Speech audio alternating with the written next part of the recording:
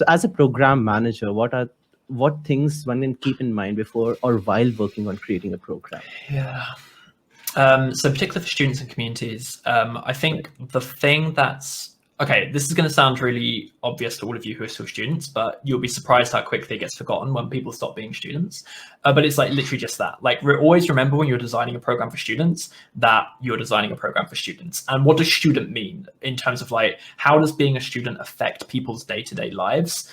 So the biggest example I would give you of this is like, if you went out and looked at student programs in like at companies right now, I bet you will find very, very easily ones where like the application period is in the middle of exams or something like this, right? Like, so it's so easy for people to forget about like, who is this audience we actually serve? Like, what is it that makes them a student? Like, what are they going through in their life? So that's always my number one thing, is just to like never forget your audience. Like the big things about students that are really easy to keep an eye of, but will honestly separate you from a good program manager and a bad program manager is like, hey, when is their life really miserable? When are they doing exams? When have they got deadlines? When do they like, even in some countries, for example, in the UK, there are different times of year when students get their student finance. So in the UK, you get a loan and it gets paid at certain times of year. And so like, if you're, for example, asking students to travel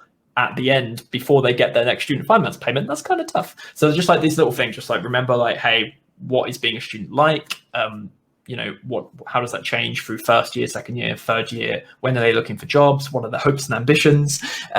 Is honestly the biggest thing. And it's very easily forgotten, very sadly. Definitely. And that's actually the best point I can see over here, because whenever you're structuring a program for someone, you need to put yourselves into their shoes. And this is the best way to do it.